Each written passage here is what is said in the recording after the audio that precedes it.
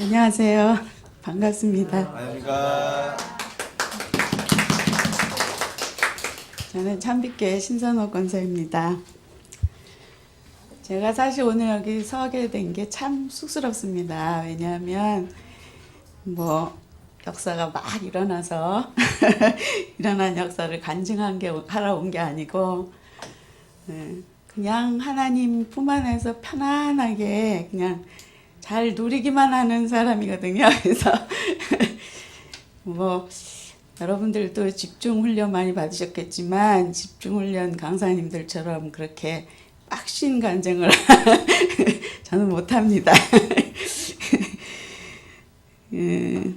그냥 중직자로서 어떤 중심을 가지고 현장과 교회에 서 있는지 그거에 대해서 그냥 함께 나눈다는 마음으로 왔습니다. 예. 그러니까는 이렇게 강사를 비교하지 마시고 그렇게 들으셨으면 좋겠습니다.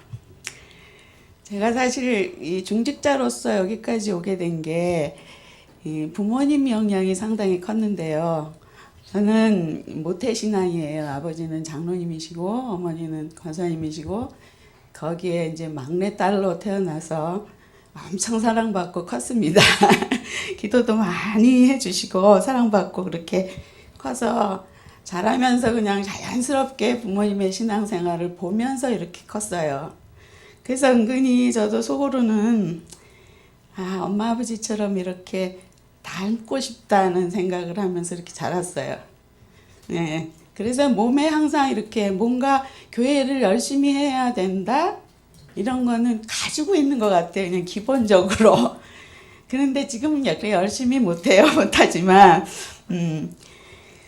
우리 어머니, 아버님의 이렇게 신앙생활을 조금 보면 두 분이 항상 새벽 기도를 이렇게 다녀오시면 어머니는 내 옆에서 이렇게 성경을 읽으시거나 아니면 암송을 하시거나 두런두런 소리를 내셔서 제가 그 소리 듣고 이렇게 잠이 깼고 항상 그랬어요. 주일날이면 큰 솥에다 국 한 솥, 밥 한 솥, 엄청 큰 솥에 가마솥에 이렇게 끓여 놓으시고 교회가 이제 그때는 우리는 지금 오전 예배 보고 오후 예배를 드리잖아요. 2시 반, 3시 이렇게. 근데 저녁 7시에 저녁 예배를 드렸어요.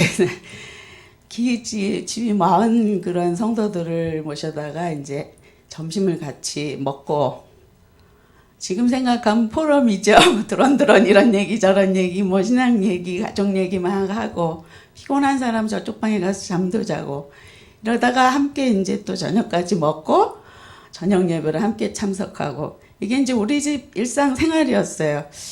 그러니까 엄마 아버지는 항상 삶이 교회와 한 번도 이렇게 분리돼서 사신 적이 없는 것 같아요. 항상 교회와 엄마 아버지의 삶은 하나였어요. 그냥 하나. 예. 엄마 보면 맨날 새벽마다 이렇게 성경 읽으시니까 성경 암송을 엄청 잘하세요. 그래서 교회에서 암송대회 하면 젊은 애들 다 대치고 1등하고 그럴 정도로 그냥 한 장, 2장은 그냥 통째로 외우시고 그러시는 분이었는데 참 저는 그 담지를 못했어요. 그래서 부모님들이 이북 분이시거든요. 그래서 이북에서부터 섬기시던 목사님을 145태 때 모시고 오셔서 서울에 오셔가지고 교회를 세우셨어요. 그래서 정말 목사님을 섬기는 것도 제가 지금 어렸을 때지만 참 남다르셨던 것 같고 늘 항상 교회의 삶이 아버지의 삶이고 그런 삶을 사셨어요. 그러니까 그 속에서 이렇게 자랐는데 항상 기도도 교회에서 제일 많이 하시는 장로님이시고 전도 대장 장로님이시고 그러니까 항상 그 전도부장 장로님이셨어요. 그래서 내가 이렇게 생각해 보니까 정말 진정한 중직자의 중심을 가지고 사셨던 분이시다 하는 생각을 이제 자라서 이제 하게 되더라고요. 참 그렇게 제가 이제 이만큼 나이가 먹었는데 우리 엄마 아버지의 그런 삶을 내가 이렇게 기억할 때는 저보다 젊으셨을 때거든요. 네, 그런 삶을 사셨는데 제가 지금 와서 돌아보니까 나는 그렇게 못 살고 있어요. 전혀 못 살고 있더라고요. 그래서 이건 진짜 닮으려고 애써도 닮아지는 게 아니다 하는 생각이 들더라고요.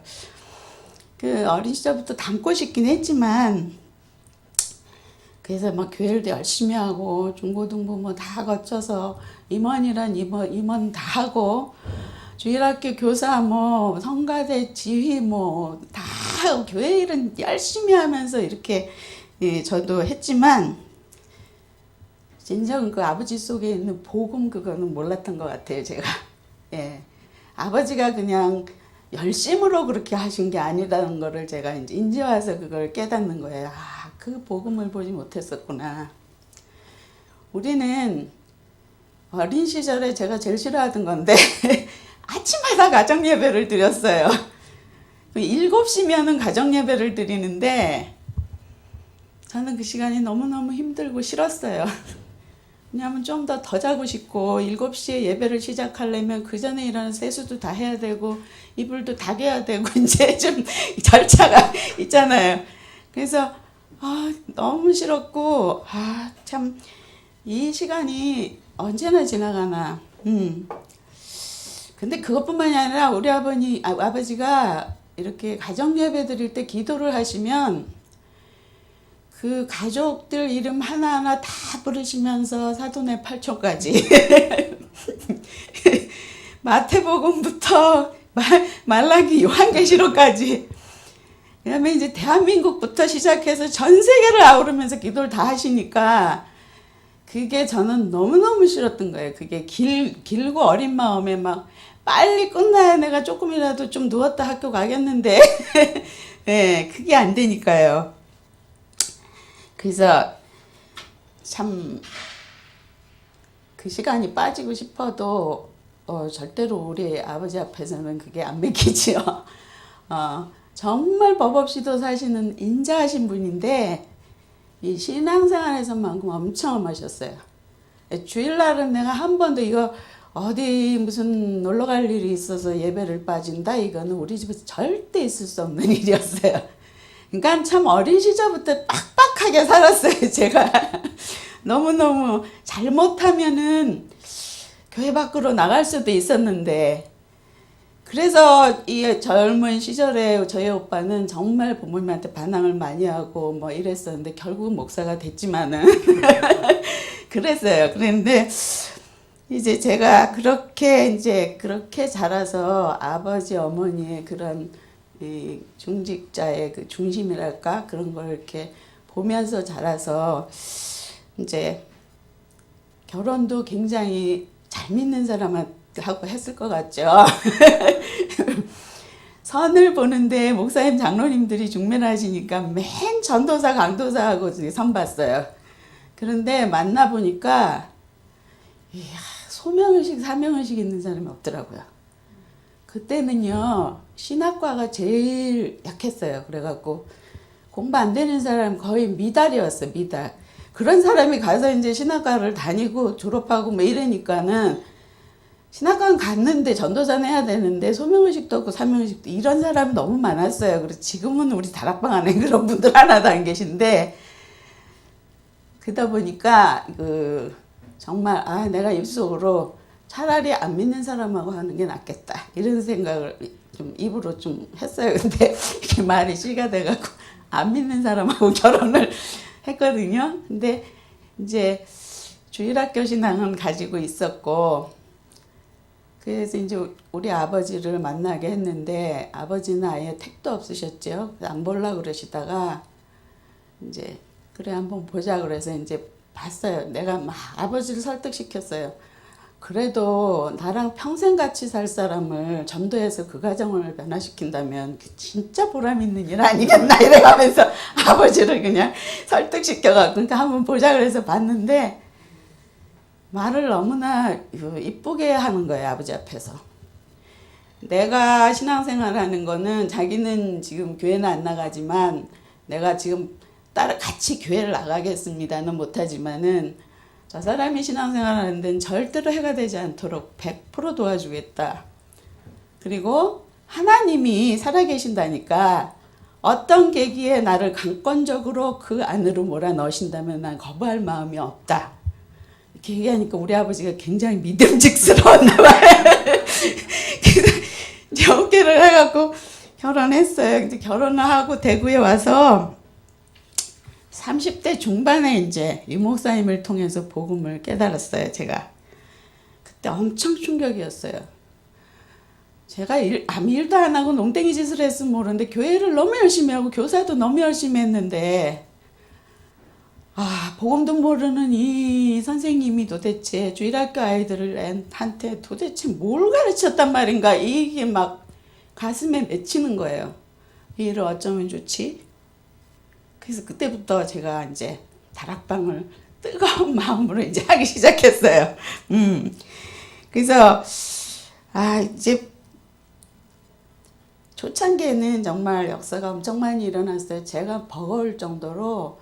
저는 돌아다니면서 예수 믿으세요 이거 전도 잘 못하는 사람이에요. 근데 다락방을 통해서 거기서 복음 받은 사람이 나가서 복음을 전해서 그 사람이 또 다락방 시간에 데리고 오면 거기서 또 영접을 시키고, 그러니까 뭐 불신자가 계속 붙어서 오고 계속 영접 운동이 일어나고 이래갖고 초창기에 이제 대학 사역하기 전에 엄청 한 거의 7, 8년, 그때도 7, 8년 정도 그런 일반 사역을 할 때 그때 굉장히 역사가 많이 일어나서 진짜 하루에 일주일에 한 36개 다락방을 한 적도 있어요. 네.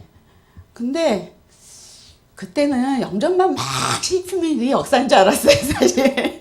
근데 그거는 사실 지금 생각하면 뭐 역사는 역사겠지만 그 하나님이 믿을 사람 하나님이 그 시간표에 하시는 거고, 점점 메시지 듣다 보니까는 저도 좀 일당백할 수 있는 제자도 좀 키우고 싶고 왠지 이런 마음에 그런 욕심이 이렇게 생기더라고요.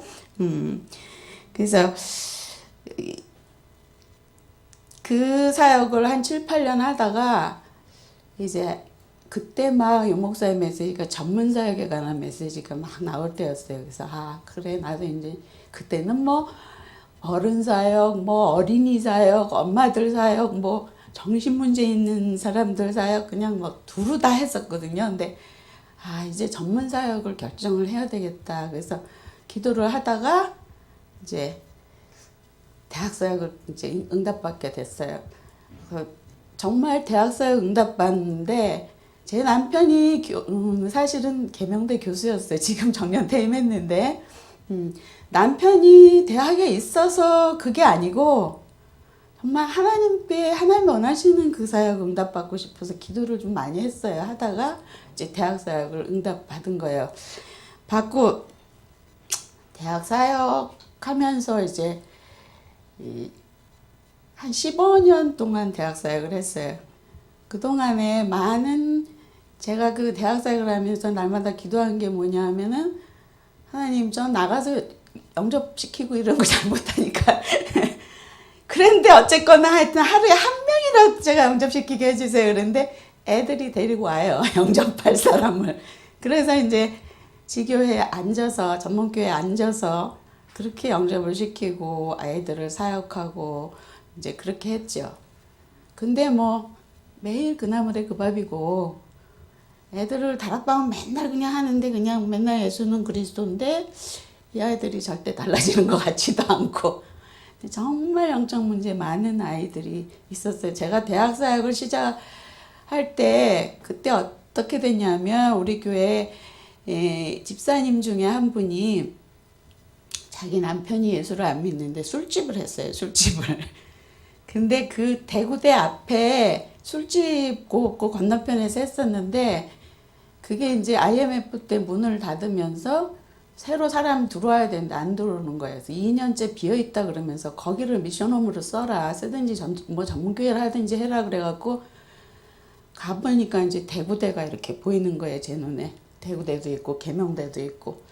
그래서 여기서 그럼 대학 사역을 해야 되겠다. 목사님하고 얘기를 하고 그러면 내가 그냥 맨 땅에 헤딩하는 식으로 가서 그냥 뭐 예수 믿으세요가 아니고 나보다 먼저 이 대학에 들어와서 복음 전하는 분이 있다면 좀 만나봐야 되겠다. 그래서 그때 만난 분이 수소문에서 찾은 분이 홍감표 목사님이세요. 예. 그래서 이제 홍 목사님을 통해서 이제 같이 사역을 하고 제가 이제 거기서 전문교회를 하면서 일주일에 한 번씩 홍 목사님 오셔서 예배 때 메시지 해주시고 이렇게 하고 홍 목사님이 맡았던 아이들을 전부 이제 그쪽에 기거하면서 이렇게 함께 그렇게 이제 사역을 하기 시작했죠. 근데 얼마나 영적 문제가 심했냐면 애들이 그냥 시험 칠 때도 시험지 앞에서 그냥 자요. 예, 하여튼 공부가 안 되고 일단 집에서 사는 걸 안 좋아해서 집에서 나와서 미션홈에 사니까 그게 너무 좋은 거예요. 그래갖고 나중에 대학사회 끝날 쯤에는 이 아이들을 이제는 니네들이 복음 다 깨달았고 이만큼 됐으니 이제 집에 가서 가정복음 해야 되지 않겠냐. 집으로 들어가라 그래서 다 들여보냈거든요. 예. 근데 지금은 이제 그렇게 한 15년 정도 대학사역을 하다가 지금은 그 도란노 후원회라고 대학사역을 돕는 후원회가 있는데 그것만 제가 돕는 일을 하고 있고 일단은 현장에서 완전 물러났어요. 그리고 나서 이제 후속 사역을 놓고 기도를 하고 있는데 우리 교회가 지금 그 대신동 거기 태왕하너스 바로 후문 거기에 딱 있는데 우리 태왕하너스로 분양받아서 저희가 먼저 갔어요. 그걸로 이사를 갔어요. 그래서 이제 하나님이 나를 여기 있게 하신 이유가 있겠지 하면서 그냥 이 서문시장을 크게 이렇게 대로변을 돌면서 아침마다 흑암 걷고 기도를 했어요. 5년 동안. 그러다가 이사를 하게 돼서 저는 이사를 왔고 제가 이사 오자마자 생각지도 않았던 우리 교회가 그 자리로 이제 이사를 하게 된 거예요. 그래서 이제 그때 은근히 마음속에 후속사역을 생각하고 있을 때니까 하나님이 서문시장을 우리 교회에다 맡겨놓은 거다 이거. 이게 하나님이 이 사명을 좀 사명감이 좀 생기고 하나님의 계획을 이제 보게 되더라고요. 그래서 하나님이 나를 이쪽에 이렇게 먼저 와서 기도하게 하신 이유가 분명히 있는데 그렇게 해서 이렇게 항상 서문시장을 이렇게 마음속에 놓고 있었는데 어느 날 노예 캠프가 있었어요. 캠프가 있는데 동고시장을 갔어요. 저 동쪽에. 그 동고시장을 배당받아갖고 갔는데 전도하면서 계속 서문시장만 머릿속에 그려지는 거예요. 그거 돌면서 전도하면서 시장 전체를 보면서 나는 머릿속에서 서문시장 1지구, 2지구, 3지구, 4지구 이게 그거만 계속 그려지는 거예요. 그래서 오면서 그때 이정수 목사님 계셨는데 목사님 나는 오늘 이 동구시장 사역을 하러 갔는데 내 머릿속엔 서문시장만 자꾸 떠오르고 서문시장 생각만 이게 서문시장이 그려진다 내가 어떻게 서문시장을 전도하면 되겠다는 생각이 이렇게 자꾸 떠오른다. 내가 그랬더니 그거를 귀담아 들으셨었나 봐요. 그러다가 한참 있다 어느 날 전화가 왔더라고요. 권사님 서문시장 지교회를 하기로 했는데 권사님 오시겠어요? 그래서 저는 대학 사역을 하던 사람이니까 정말 시장 사역은 정말 나로서는 생뚱맞은 사역이거든요. 아무 연관도 없는 그죠? 생각지도 않아요. 근데 내가 기도해 놓은 게 있고 5년 동안 날마다 흑암 걷고 그 서문시장 복음을 위해서 기도해 놓은 게 있고 하니까 서문시장하고 아무 관계도 없어요. 저는 장사하는 사람 아는 사람도 없고 아는 사람은 저기 우리 같이 오신 이말순 권사님밖에 없는데 가겠다고 그래갖고 그러니까 지교회가 첫 예배 시작하는 그날부터 그냥 무작정 저는 상관도 없는 사람인데 계속 참석을 했어요. 사역은 이제 이정수 목사님이 하시고 그러다가 이제 이정수 목사님이 가시면서 그 사역을 이제 저한테 이렇게 물려주고 가셨죠. 그래서 이제 시장 사역을 이렇게 계속 하는데 지금은 그 서문시장 지교회에서 이렇게 사역을 하고 있습니다. 근데 서문시장 사역도 그래요. 낮에 가면 이 장사하시느라고 얘기할 틈들이 없어서 되게 싫어해요. 그래서 저같이 지속적으로 사역을 하는 사람은 그렇게 하는 게 방해가 돼요, 오히려. 예, 그래서 시장에 자리 잡고 있는 우리 권사님 같으신 분이 다 밑밥 깔아놓고 전도해놓고 영접시키고 예배 같이 올래? 이렇게 해서 이렇게 기도하다가 이렇게 영접시키고 이렇게는 참 쉬운데 돌아다니면서 막 전도지 주고 이렇게 하면 이제는 사람들이 이제 저를 다 알아서 목요일날 나타나면 오늘 예배 보는 날이에요 이러고 이제 다 아는데 좀 시장 사역은 일단은 다른 사역하고는 좀 달라요. 이렇게 좀 돈이 보여야 되고 그죠? 그게 시장 사역의 특징인 것 같아요. 일단은 돈 잘 벌기 위해서 예배를 참석하려고 하는 사람들이잖아요. 그러니까 이제 우리 권사님이 선미장에서 이불 장사를 하시는데 제가 낮에 가면 이 조장 권사님인데 얘기할 수 있는 틈이 없어요. 얼마나 장사가 잘 되는지. 근데 그 앞집 아줌마가 그 집은 제가 가서 여태까지 어제도 얘기했지만 난 그 아줌마 장사하는 거 여태까지 한 번도 본 적이 없다 내가 그랬거든요. 손님하고 이렇게 흥정하는 모습을 한 번도 본 적이 없어요. 이말순 권사님은 바글바글한데 그래서 그 사람이 날 보고 그러더라고요. 저 집은 도대체 우리 집은 파리 새끼 하나 안 오고 개미 새끼 하나 안 나타나는데 어떻게 저렇게 저러는지 이해가 안 간다 그러면서 기도를 많이 해서 그런가 나를 위해서도 좀 기도를 해달라고. 그냥 복음이 뭔지 알고 싶고 교회가 나오고 싶고 이런 마음은 요만큼도 없어요. 그냥 일단 돈 장사가 잘 됐으면 좋겠으니까. 예.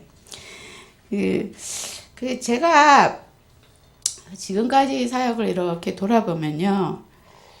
그렇게 역사가 막 일어나는, 물론 뭐, 그때 영접의 역사는 일어났겠죠. 근데 역사가 막 일어나서 막 제자가 세워지고 막 그런 거는 아니었어요. 그래도 하나님이 원하시는 일 하고 있으면, 그 다음 하나님께서 하신다. 그런 확신이 있기 때문에, 그저 저는 한 사역 응답받으면 그 사역에 완전 바보스러울 정도로 올인하고 계속 뭐 역사가 일어나든 안 일어나든 그 지속할 수 있는 힘이 있어요. 힘이. 예. 그 사역하면서 전 늘 그렇게 기도했거든요. 돌아다니면서 전도하는 거 잘 못하니까 하나님 응답을 많이 주셔서 불신자가 볼 때 저 집은 왜 저래? 하면서 물어보러 오게 해달라고. 근데요, 지금 우리 서문시장 권사님, 집사님들, 서문시장 지교회 사람들이 그 응답을 다 받고 있어요. 제 기도의 응답을. 서문시장이 불날 때 우리 지교회 그 자리가 다 탔어요. 그 지교회를 제공한 그 집사님은 다 동부교회 집사님인데 그 집사님 집도 가게도 타고 우리 이말순 권사님 가게도 타고 사지구에서 우리가 예배를 드렸으니까 사지구가 다 탔잖아요. 다 탔어요. 다 탔는데 이지구도 옛날에 불났던 데를 새로 지어서 이제 이지구 깨끗하잖아요. 그걸로 다들 이사를 오게 됐는데 이지구에 이사 와서 그 불난 지 지금 2년 됐나요? 예. 근데 지금 그 예배 장소를 제공한 그 집사님 가게는요, 4-5배 확장돼 있고요. 우리 권사님은 만인이 부러워하는 어떻게 하면 저 집은 저렇게 하루 종일 바글바글해. 그럴 정도로 그렇고요. 정 권사님은요, 믿음이 좋아서 주일날에는 오후에 오전 예배를 드리고 오후에 시장 가서 문 열어야 되는, 딴 사람 다 그러는데 안 가요. 안 가고 오후 예배 다 드리고 이제 주일날 그렇게 시장을 안 나가는데 앞에 있는 아줌마가 장사를 해. 다 주문 받아놓고 없어도 다 해요. 그러니까 어제도 그 얘기 하더라고요. 권사님 내가 주일날 그랬더니 뭐 누구네가 몇십만 원 주문 받아놨고 앞에 아줌마가 몇십만 원 주문 받아놓고서 백몇십만 원 주문 받아놨더라고 하면서 아유 나는 안 가도 하나님 다 하신다고 하면서 예, 그 주일날 문 안 열고 월요일날 가면 월요일날 사람들이 배로 많이 온대요. 그거 그 앞집 아줌마의 말인 거라. 아, 은하는 주일날 문 안 열어도 뭐 올 사람 월요일날 다 오더락 하면서. 그러니까 주변 사람들이 알아요. 다 보는 거예요. 그런 응답들이 이렇게 오니까 슬슬 부러워하고, 예, 슬슬 굉장히 호감 있어요. 예배 드리러 온다고 저한테 막 삐죽삐죽하는 사람 하나도 없고, 반겨요, 되게.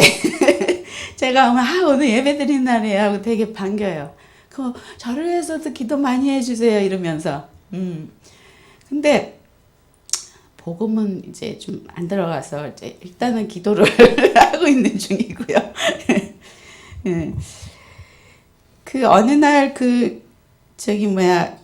저는 그 사람들이 이렇게 우리 그 지교회 사람들 이렇게 보면서 응답받는 거를 이렇게 볼 때, 아, 마음속으로는 나도 가서 예배드리고 싶다 이런 마음이 있는 것처럼 보이더라고요.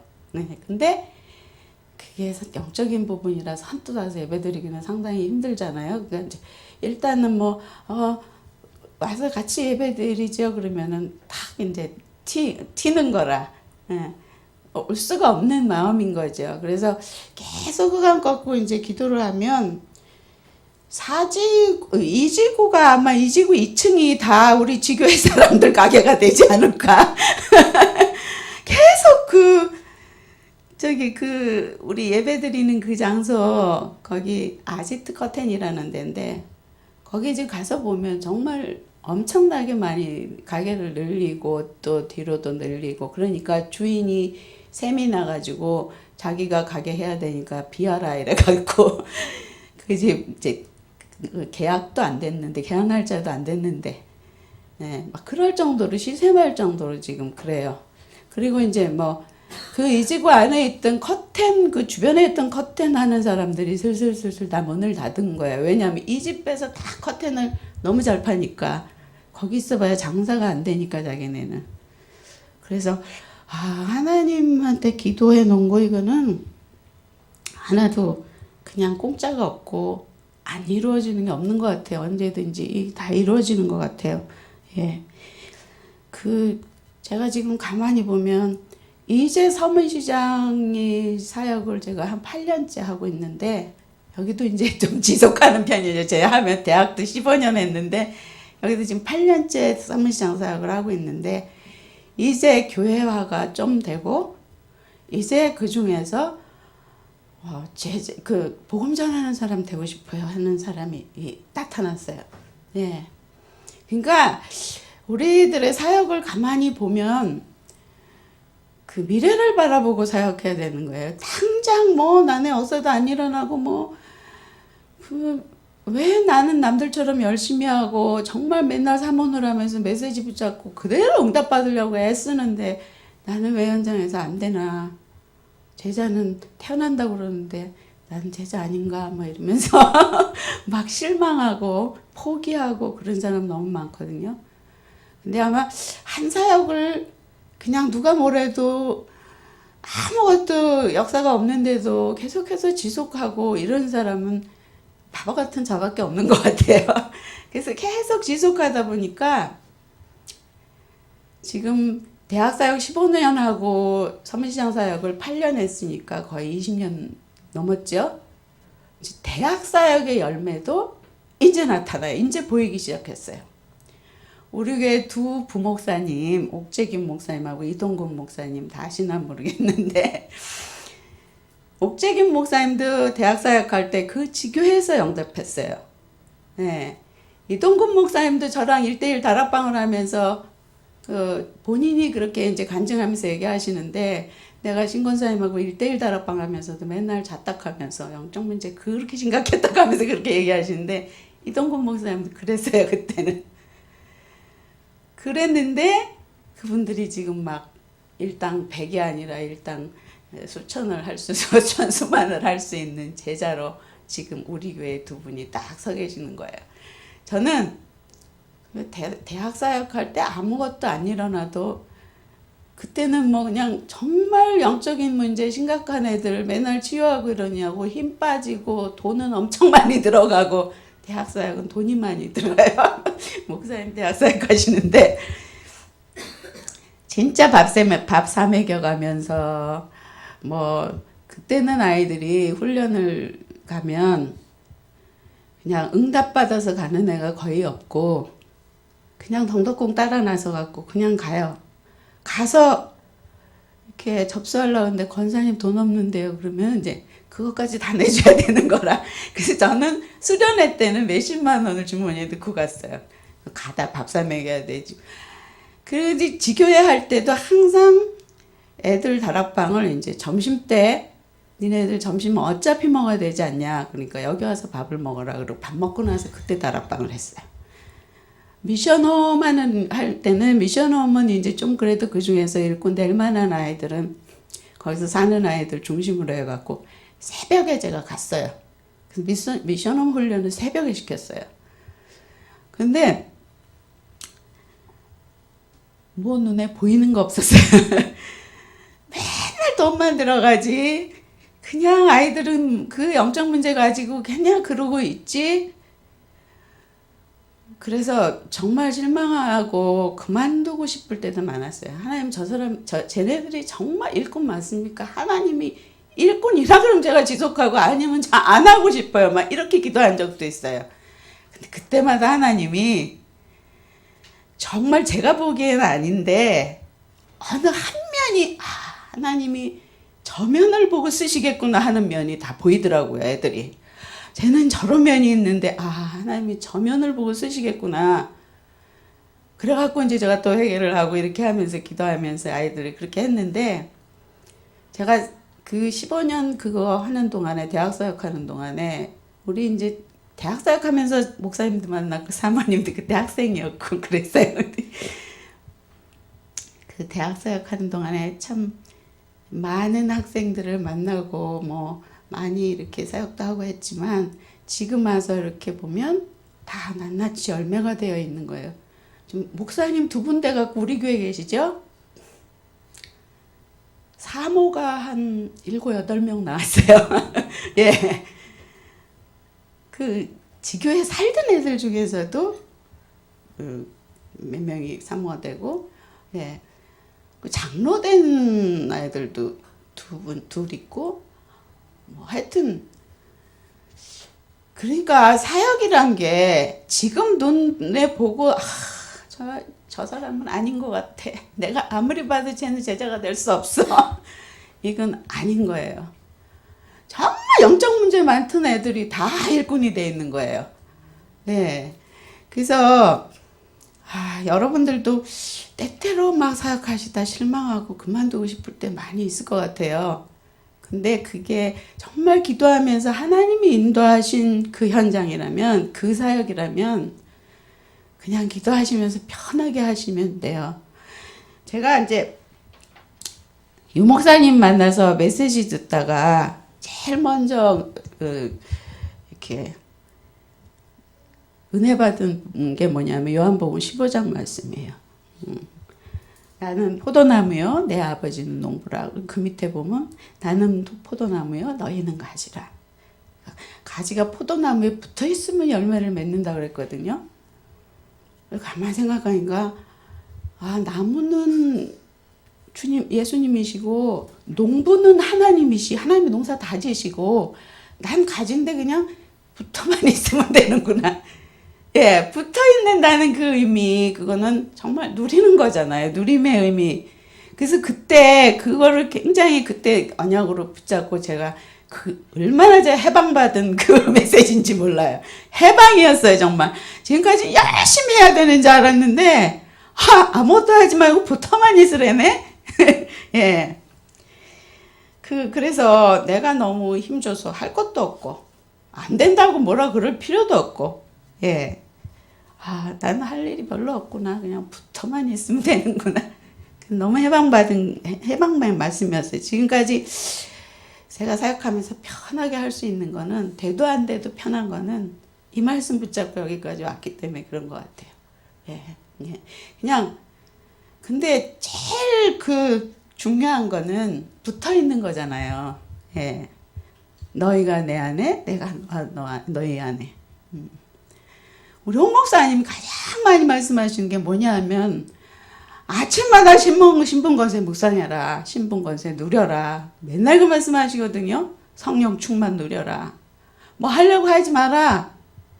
이미 우리는 하나님의 역사 속에 있다. 그냥 가만히 있어라 그 안에. 홍 목사님 맨날 그러셨지. 제가 이제 홍 목사님 체질이 조금씩 돼가는 것 같아요. 아무것도 안 되는데 너무 편하고 예, 안달박달 할 필요도 없고 나한테 맡겨주신 하나님의 일이니까 그냥 해요. 사요. 그래서 아이들 하나씩 다락방하고 또 양육하고 또 일꾼 될 만한 애들은 뭐 시키고 해도 그거 내 생각이지 사실은 하나도 되지 않았잖아요. 진짜 일꾼인지 뭐 내가 일꾼 될 만하다 그래서 시킨 거지 하나님이 꼽으신 일꾼은 아니니까. 근데 이 오래오래 이렇게 사역하고 나서 이렇게 와서 이렇게 보니까 하나님은 기도를 하나도 안 들어주시는 게 없고 내가 그냥 꾸준하게 그냥 그 현장 안에서 그냥 복음 가지고 그냥 서 있기만 했는데 하나님이 다 하셨구나. 네. 그래서 옛날에는 부모님한테 배워서 열심히 했지만 이제 열심히 안 해요. 열심히 안 하고 그냥 누려요. 그게 첫째라서. 그게 홍 목사님 맨날 누리라 그러니까 가만히 있으라 그러니까 누리면서 그냥 가만히 붙어. 그게 제 그 사역의 비결이라면 비결일까? 예, 그래요.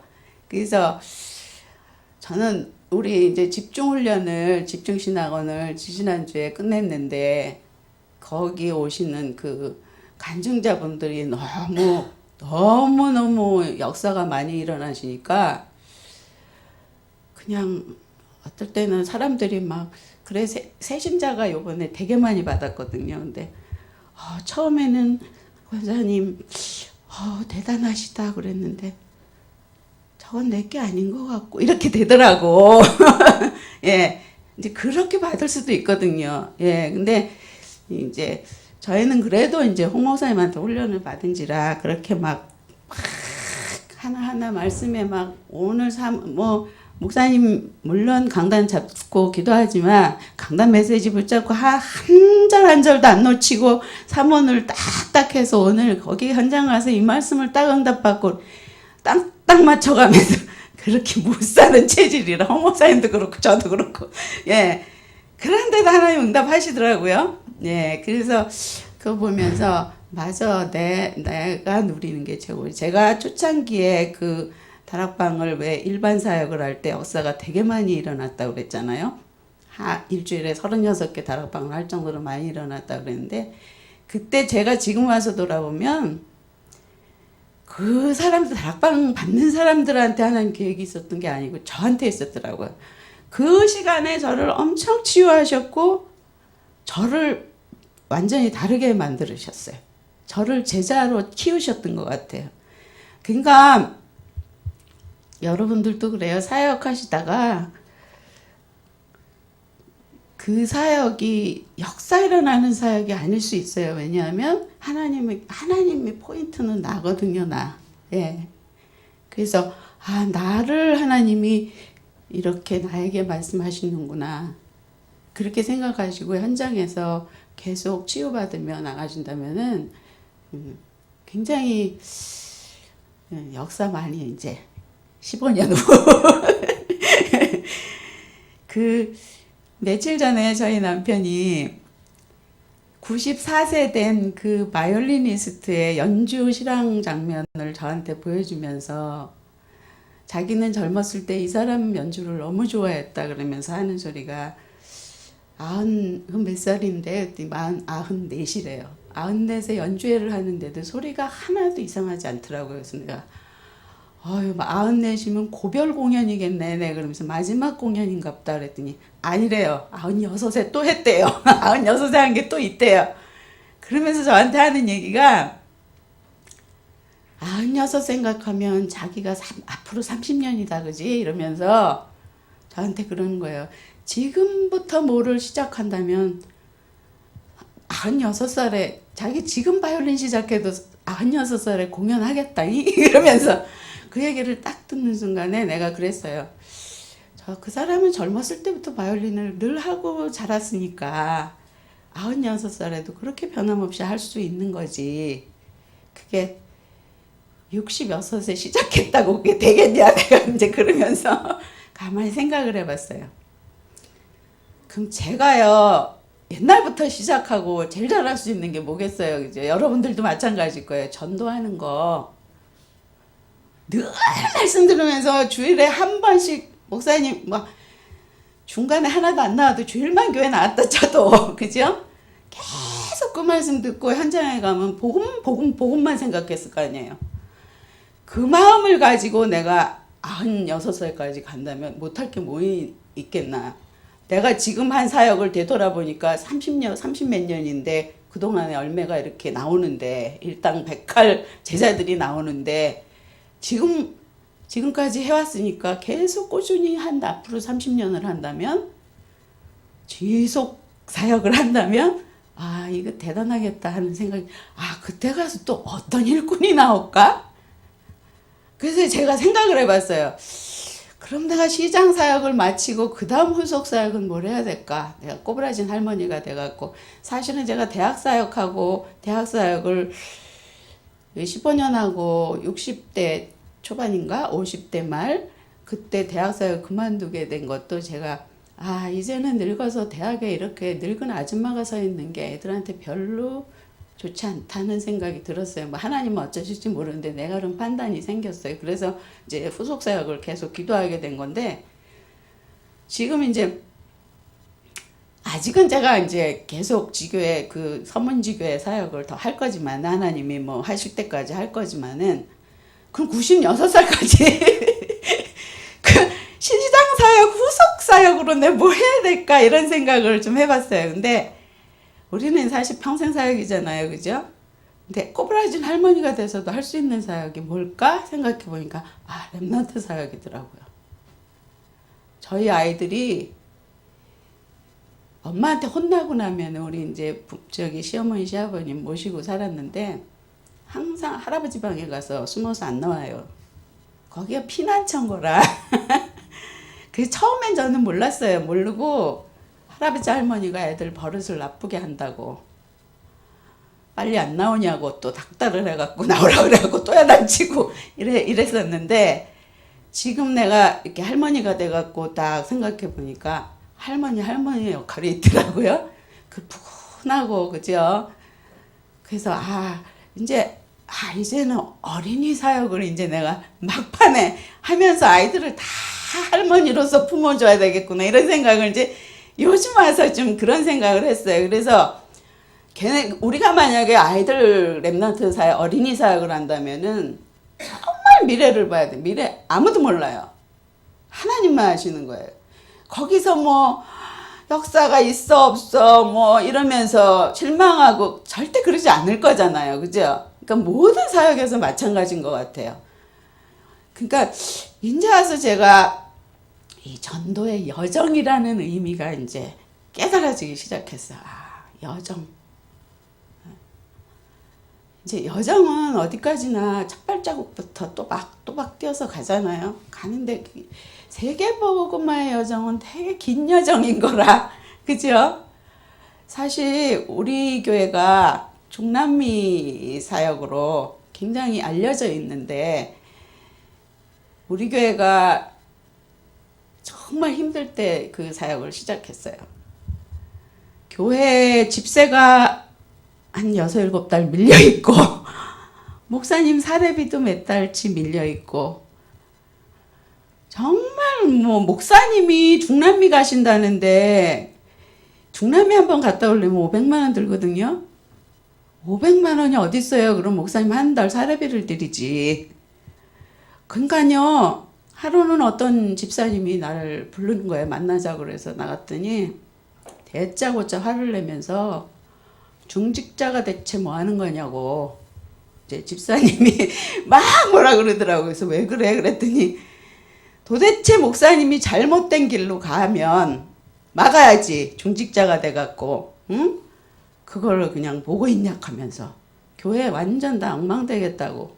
교회가 우선이지. 교회가 살아야지 세계복음화도 하지. 말인즉슨 맞는 거잖아요. 그죠? 누구나 그 생각할 거예요. 그건. 교회가 우선이지. 지금 교회가 지금 그때 6, 7개월을 그걸 밀려 있으니까 주인한테서 어떤 연락이 왔냐면 이제 이번 달에 이 가게 이 홀을 비워라. 그렇게 됐어요. 근데 목사님은 그거 상관 안 하고 중남미를 가시는 거예요. 근데 500만 원이 어디 있어요? 교회 돈이 하나도 없으니까 목사님 카드로 그냥 다 긁어갖고 그때 가셨는데 갔다 오실 때요.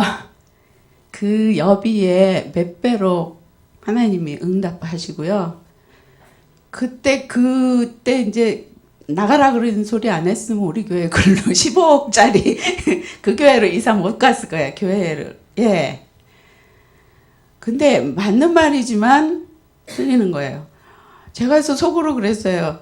목사님이 우리한테 복음이 아닌 걸 갖고 자꾸 뭐라 하신다면 내가 막아야 되겠지. 당연히. 예? 그런데 전도하자고 저렇게 하시는데 그거를 중직자가 돼갖고 막냐? 어? 식주인이 되고 보호자가 되고 동역자가 되지는 못할 망정.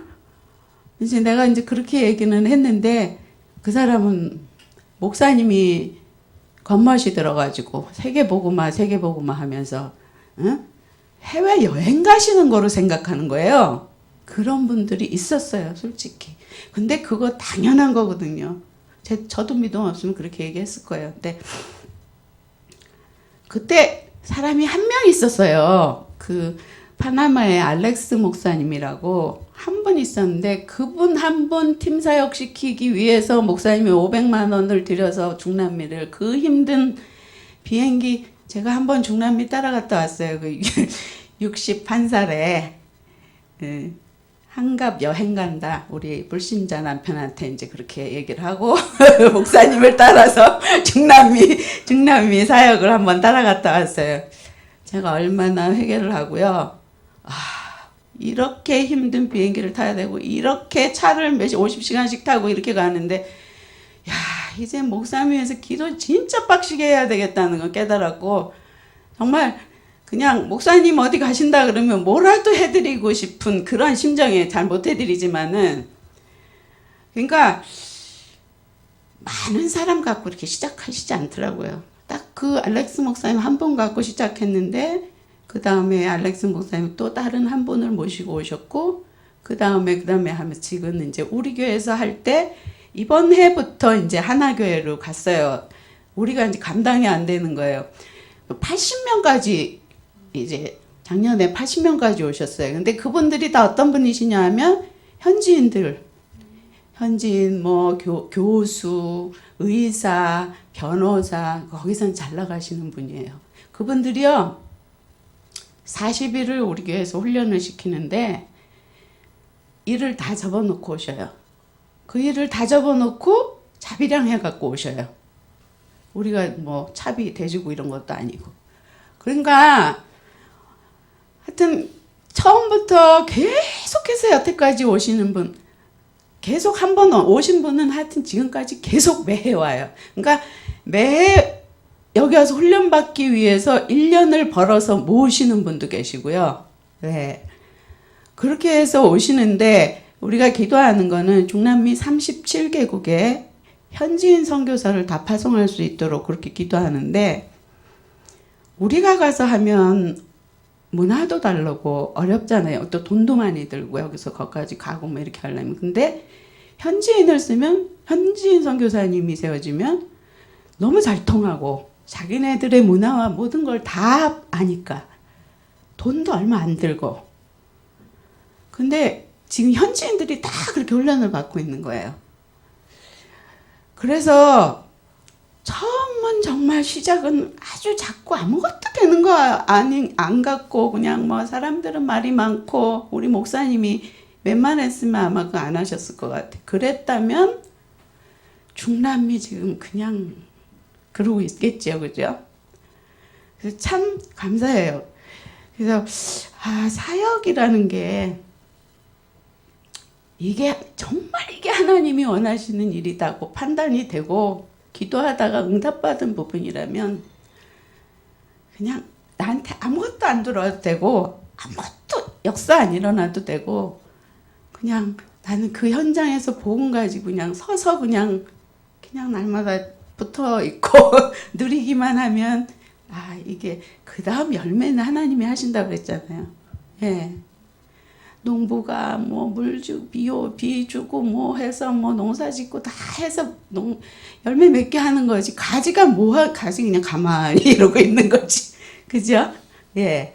그래서 우리들의 사역은 평생 사역이고 다 미래가 잘 모르는 사역이에요. 그냥 미래가 우리가 아는 거는 단지 세계 복음화. 그거는 우리가 알죠. 그죠? 그러니까 이 일이 정말 미약하고 정말 안 될 것 같고 힘들지만 이게 세계 복음화로 가는 긴 여정 속에 있는 거구나.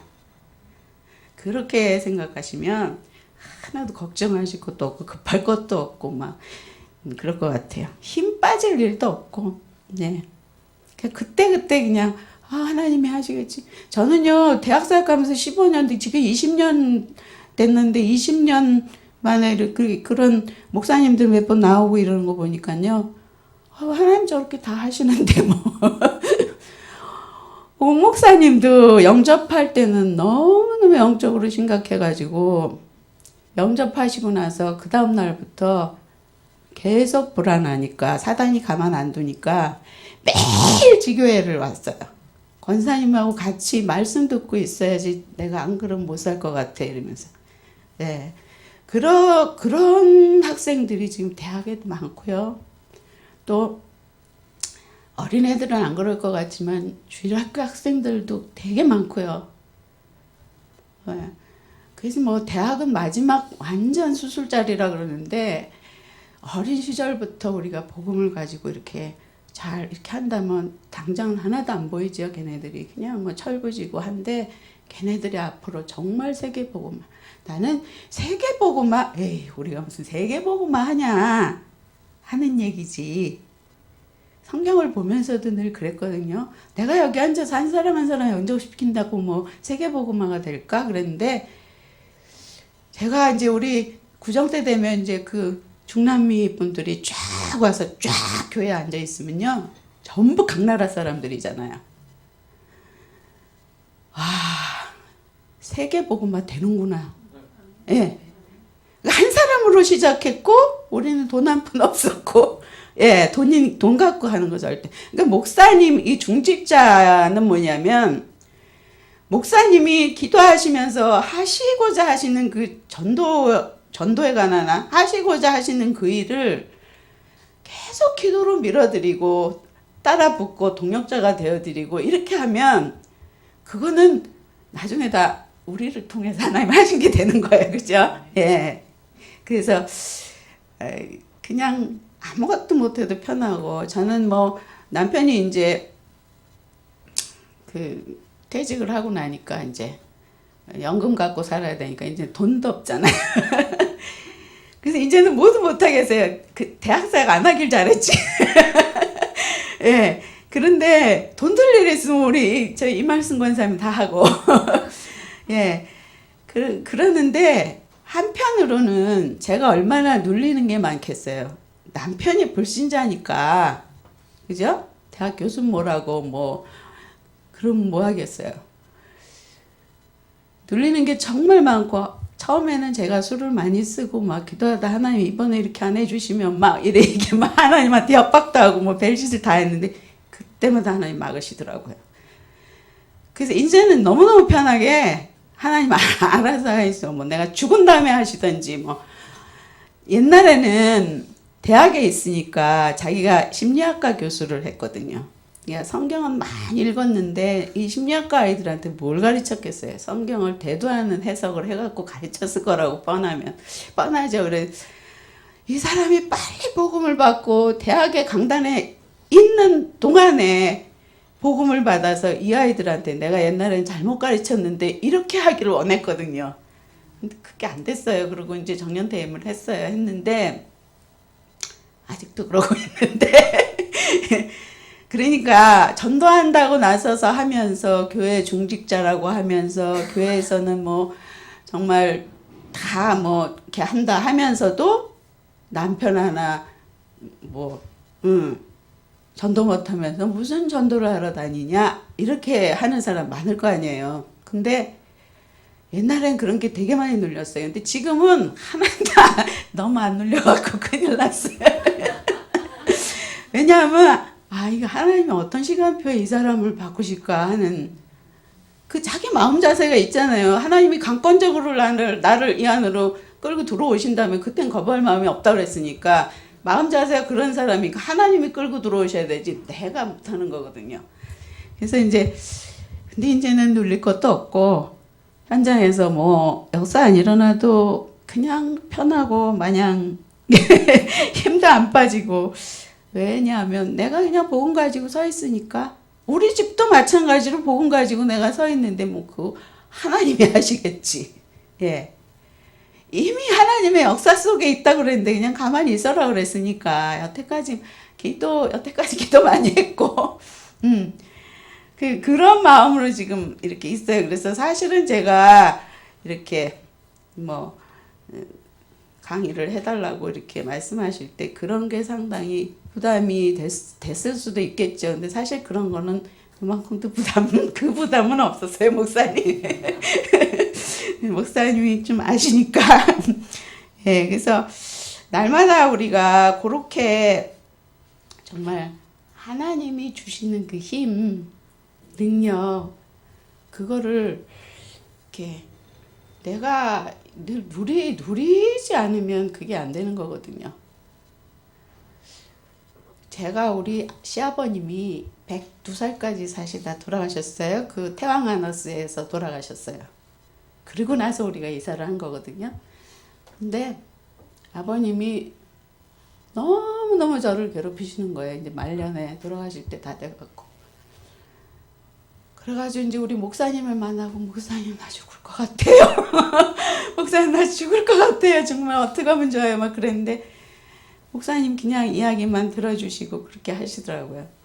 근데 이제 안 되겠다 이제 목사님 말마다 나 아침마다 내가 정말 그리스도를 누려야 되겠다. 이제 한번 묵상 좀 해봐야 되겠다. 하나님이 나에게 주신 것들을 묵상해봐야 되겠다. 골방에 이렇게 베란다를 하나 꾸며서 방으로 만들어 놓은 방이 있었거든요. 그 방에 들어가서 아침 6시면 거기서 아무것도 안 했어요. 내가 달달달달 기도를 한 것도 아니고 하나님이 나에게 주신 그 신분 권세들을 묵상했어요. 계속 묵상하는데요. 상태는 하나도 안 바뀌었어요. 아버님 그대로 나를 괴롭히시고 모든 상황이 그대로인데 내가 그렇게 편해질 수가 없는 거예요. 평화, 주님이 주시는 평안 그게 뭔지 전 알아요. 그래갖고 예. 그래서 그게 이제 묵상하면서 그리스도를 누리고 내게 주신 신분 권세를 듬뿍 누리니까 그냥 평안이 찾아오고 모든 것들을 다 받아들일 수 있는 이렇게 넓은 마음이 그냥 저절로 되는 거예요. 예. 그래서 우리들도 다 그런 것 같아요. 언제든지 어려움은 누구나 다 있고 우리 주변에는 뭐 불신자들도 많고 영적인 문제에 시달리는 많은 사람들도 있고 하지만 또 우리들도 또 순간순간 침범을 당하고요. 그렇게 하지만 순간순간 홍 목사님 말씀대로 그렇게 누리고만 있다면 날마다 삼원을이 사람마다 다 하는 방식이 다르잖아요. 근데 강단 삼원을 이게 신분권세 누리면서 충만해라 하는 말씀 그 속에 다 들어있는 거거든요. 예. 삼원을 왜 하겠어요, 그죠? 예. 그 속에 다 들어있는 거기 때문에, 정말 날마다 여러분들 이제 시간이 많이 갔는데, 예. 자기 나름대로의 그 삼원을 누리시면서 너무 빡빡하게, 너무 그렇게 안 하셔도 괜찮을 것 같아요. 저를 보니까. 자기만의 삼원을 있잖아요. 그거 하시면서, 누리시면서, 전도 현장에 서 계시면 좋겠습니다. 예. 오늘 여기까지 할게요. 네. 기도하겠습니다. 하나님 아버지, 저희들을 전도의 긴 세계복음화의 긴 여정 속에 저희들을 있게 하신 주님 감사를 드립니다. 오늘 제가 할 말은 그렇게 많지 않지만 주님께서 또 세워주신 자리라 주님이 이 얘기 저에게 했는데 주님께서 함께 하셔서 정말 받을 말씀만 받을 수 있도록 주님께서 함께 하시고 이 온 세상 교회의 모든 중직자들이 교회를 섬기며 현장을 섬길 때 최고의 응답 받으면서 최고로 그리스도를 누릴 수 있는 성도들 다 될 수 있도록 축복해 주시옵소서. 모든 말씀 예수 그리스도 이름으로 기도합니다. 아멘.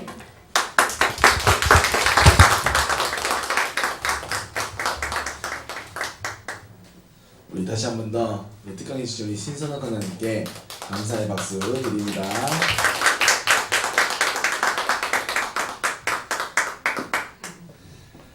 네, 또 특별히 또 저희 참빛교회에서 또 저희 오른쪽 뒤에 우리 이말순 권사님 함께 또 오셨습니다. 보디가 들어오셔가지고 소개하지 말라 했는데 소개를 해야. 광고드립니다. 이제 저희 중직자 대학원은 이제 2 강의가 남았습니다. 르 목사님 강의 1개, 그리고 마지막 이제 폐강, 이제 한 예배로 담임 목사님.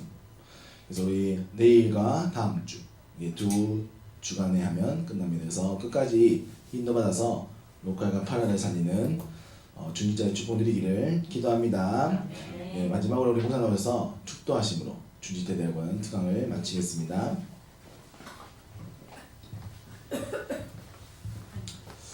기도하겠습니다. 지금은 우리 주 예수 그리스도의 은혜와 하나님 아버지의 무한하신 사랑하심과 성령님의 내주인도 교통 역사 충만하시니